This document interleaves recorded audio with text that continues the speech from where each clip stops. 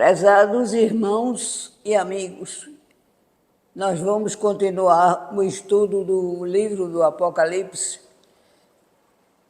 Nós deixamos no capítulo 13, versículo 2. Agora nós vamos estudar do versículo 2 até o versículo 5.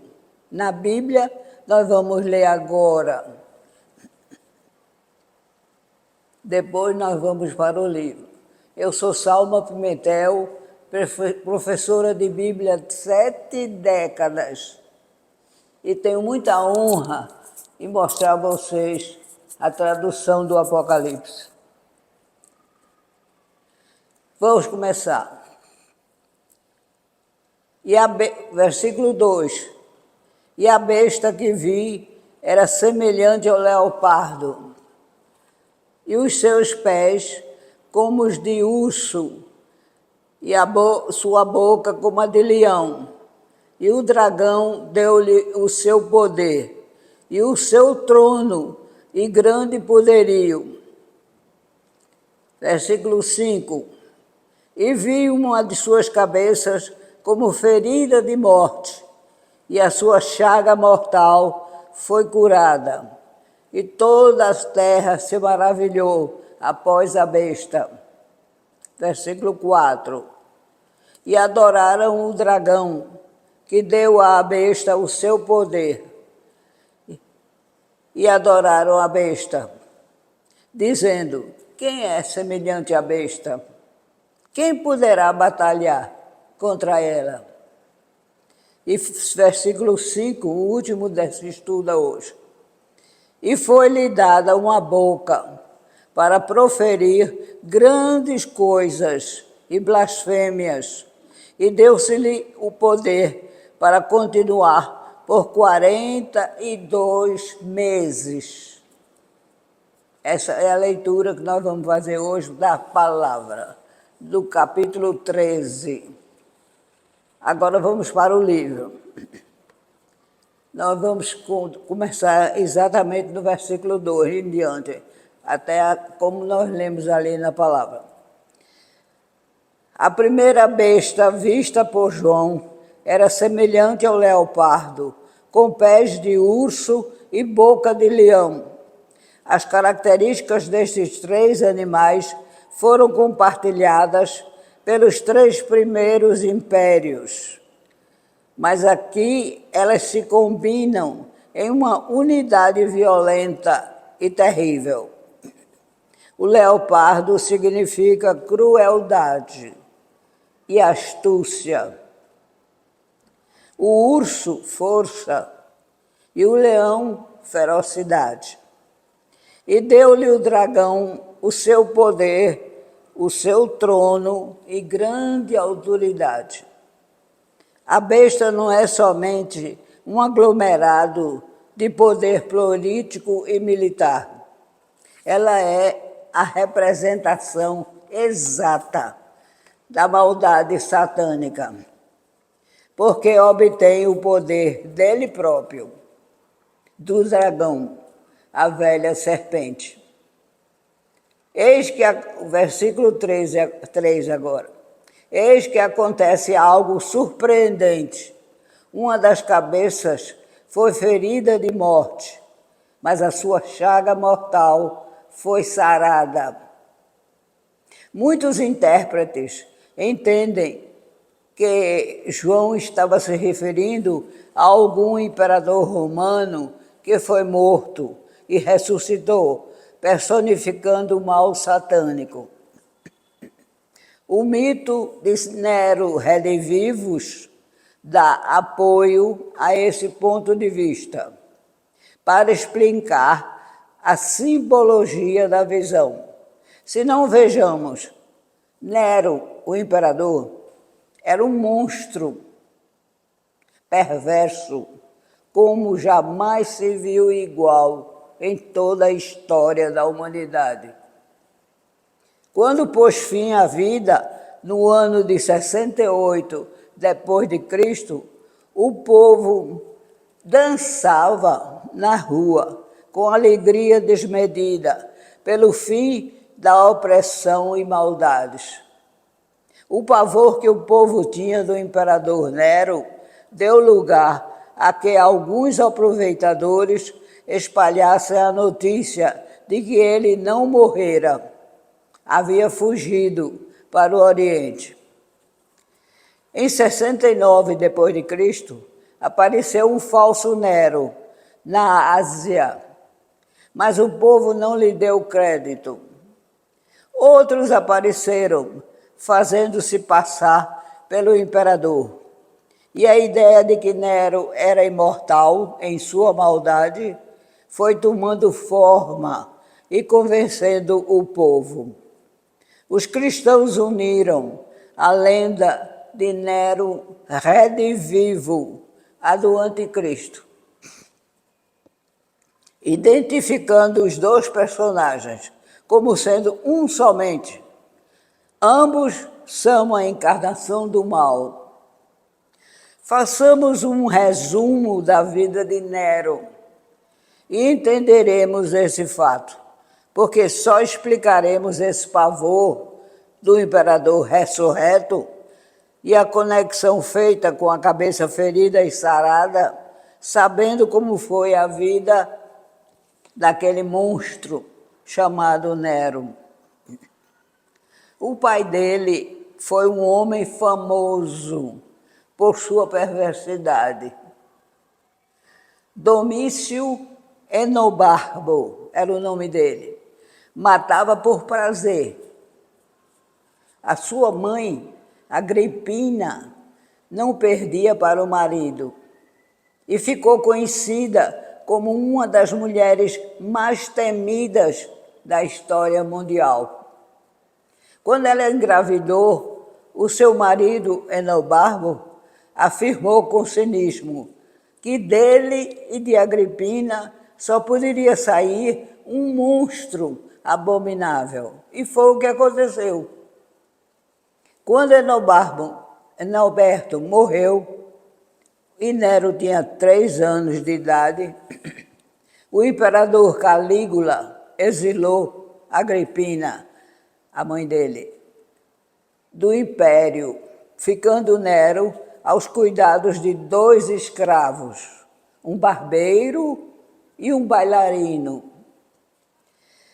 O imperador Cláudio fez regressar Agripina do exílio. O desejo dela era ver o filho imperador. Os astrólogos e oráculos preveniram-na de que, se isso acontecesse, só lhe traria desgraças. Ao que ela respondeu: não importa que ele me mate, mas que reine.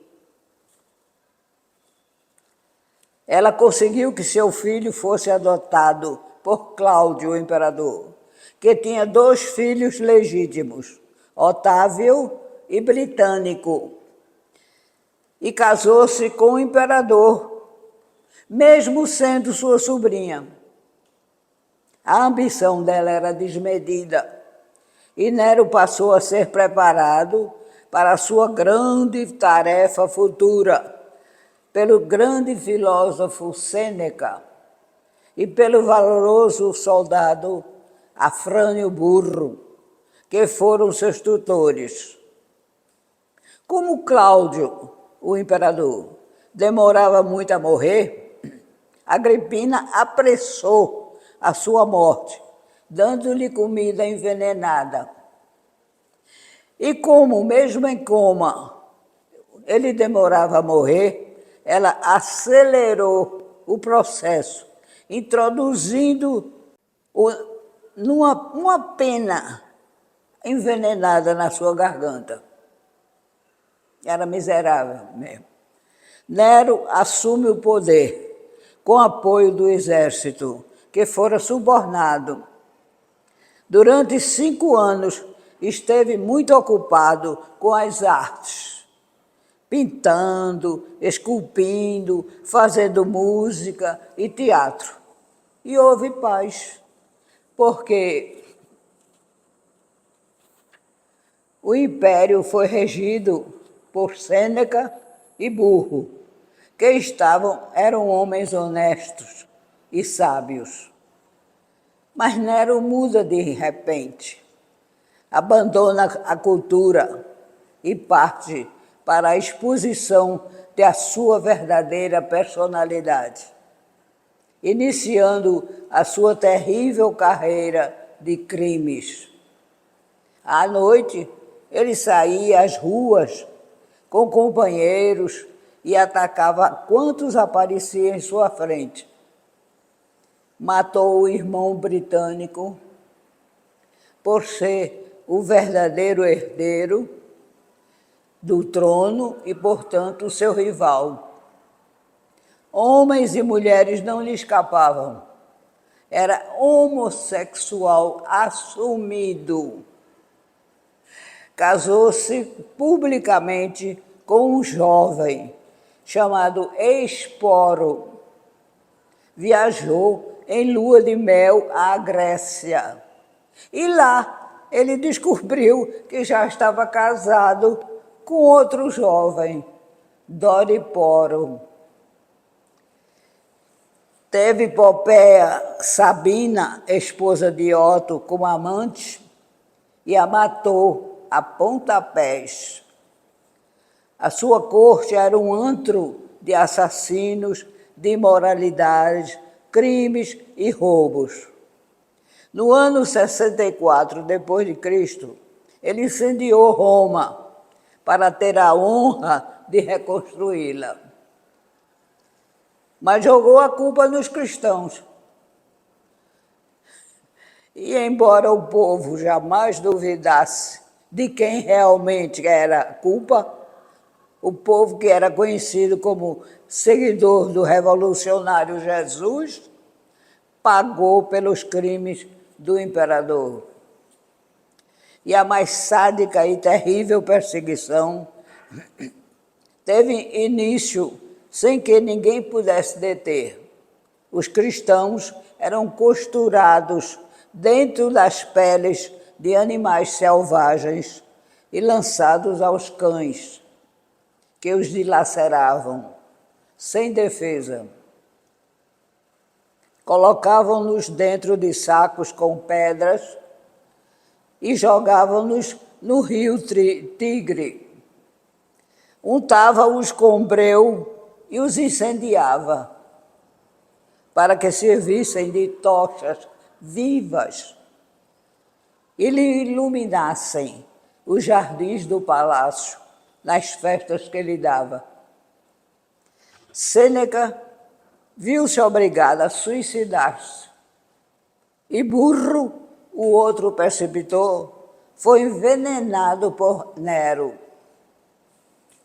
Agripina, mãe dele, horrorizada, tentou detê-lo e por isso pagou caro. Depois de muitas tentativas para matá-la, sem sucesso, mandou um seu amigo liberto, Aniceto, esfaqueá-la. Ao se ver perdida, desnudou-se e disse: de apunhala-me no ventre, pois nele foi Nero concebido. E as revoltas contra o monstro tirano começaram a aparecer. Júlio Vindex rebelou-se na Gália, Galba na Espanha, e, por último, todo o Senado romano, num ato de coragem, declarou Nero inimigo público. E, acossado, Nero pôs termo à vida. Antes, porém, diz a célebre frase: o mundo perde um grande artista. Foi verdadeiramente um monstro, sem similar. Por isso surgiu a lenda de que a sua maldade terrível, diabólica, era imortal. Ele é a cabeça ferida e sarada. E o anticristo que João via, esperando-o, era Nero redivivo. Versículo 4. E o dragão deu autoridade à besta. Quem pode então lutar contra um sistema que tem a autoridade e o poder dados por Satanás? Os homens não conseguiriam detê-la ou mesmo desafiá-la.